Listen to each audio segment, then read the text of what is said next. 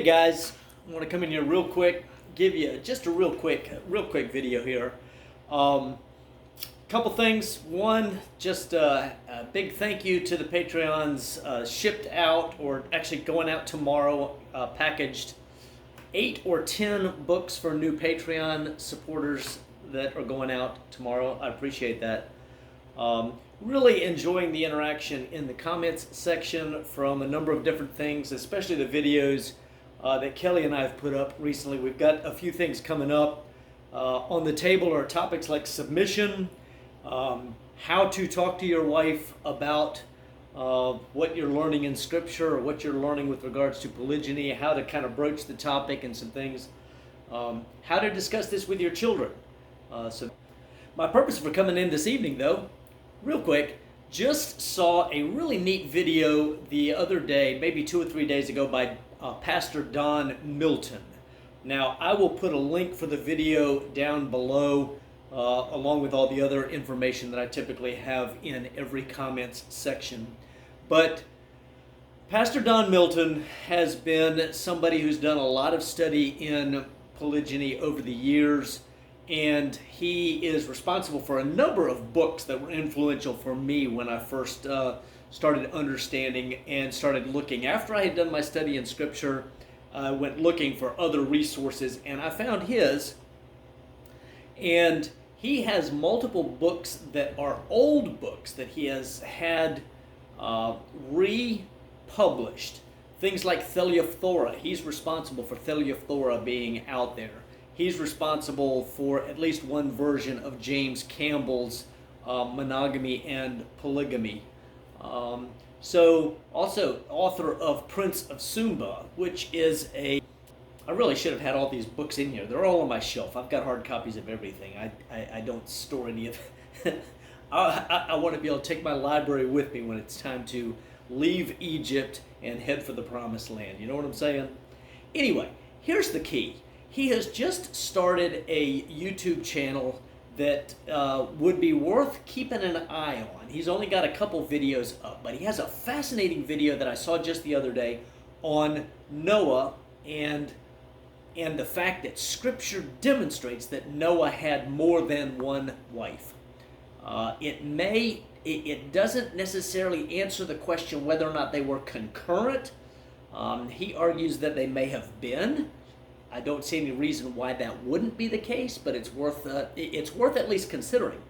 But what's more fascinating in that video, and I'll put the link below, is that he explains, or he demonstrates, why we're told the Lamech story and what the significance of being given the names of the sons, Jubal and Tubal-Cain, and I forget the other one.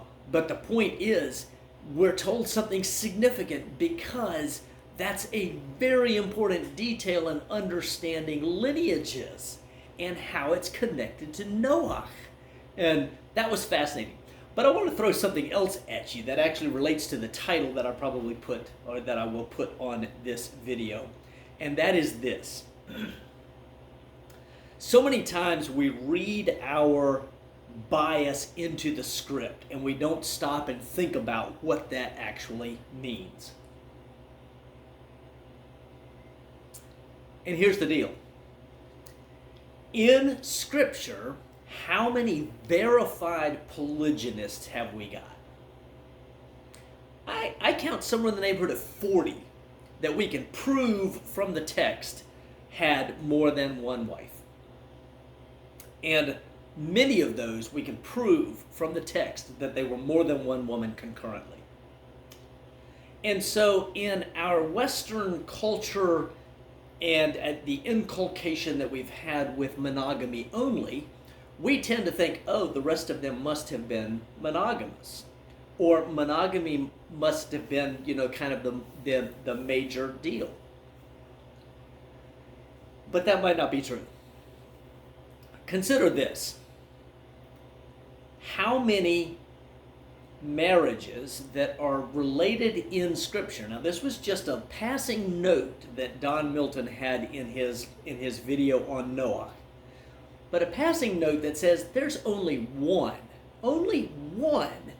verified monogamous marriage in all of Scripture. Now, there may have been many more than that, but it's an argument from silence. We can't prove that they were monogamous. We can't prove that they were polygynists. It's an argument from silence. What we do know is this: there was one that it tells us that he was a monogamist. Uriah the Hittite. In the parable that Nathan the prophet gives to David, he talks about the man that had one ewe lamb, the only precious ewe lamb that he had. Do you know that that is the only place in Scripture? Now, I need to go test this, but I was fascinated because from a monogamy, being raised in this monogamy-only fishbowl, we breathe monogamy-only water. We're surrounded by monogamy-only culture, and so we tend to read things through that lens. And yet, that lens isn't valid. It's not a solid, valid a lens for taking a look at what Scripture actually says. The fact is to say that all the other relationships, and I've maintained for a long time that we can't prove, for example, that Isaac only married Rebekah. We just know that Rebekah is the only woman given to us because she's the key to the storyline. The only time we're given names of characters in Scripture is because it's germane to the storyline. It's important for the storyline. Otherwise, we're not even told sometimes that they exist, or that other wives existed. There's no reason to. It's not necessary for the story, right? It's only when it affects the storyline that we're given additional characters. So, something to think about. When somebody says, oh, no, all the characters in the Bible were monogamists except for those 40 characters that Scripture names as polygamists or polygynists, I now know how to argue that. I'd say prove it. Prove it, because they can't. It's an assumption. It's an assumption based on their presupposition going into the text that monogamy is the standard, and it's not. In fact, I seriously doubt it was the standard at all. It was more rare than it was normal, I think. I think it was much more common. In fact, later on, church fathers, yeah, whatever you want, yeah. One of those, it wasn't Chrysostom, it was maybe Justin. Anyway, one of them said that it was common for the Jews to have 4 and 5 wives. And this was a couple hundred years after Yeshua, right? Josephus tells us that polygyny was very common among the Jews at the time of the Second Temple, Yeshua. So don't let people tell you, or don't even think that Scripture is just a monogamy book with a few polygynists thrown in. It wasn't rare. It wasn't unusual. It wasn't odd. It was normal. It was very normal. It was the way that the Almighty, Yahweh, it was the way that He chose to build Israel with Jacob. It was what He did through Abraham, and we know that he had multiple concubines in addition to the named women of Sarah, Hagar, and Keturah. And it was very common. In fact, in Chronicles, I think, First Chronicles it might be, around chapter 5, early in chapter 5, when it's going through the genealogies of Issachar, it said they had many sons for war because they had many wives. That's just a statement about Issachar. But that's an extra interesting statement about Issachar, considering if polygyny was normal, and this is calling out a whole tribe and saying they've got an extra large amount of wives because they can produce lots of warriors. That should tell you something. All right, guys. Anyway, fantastic.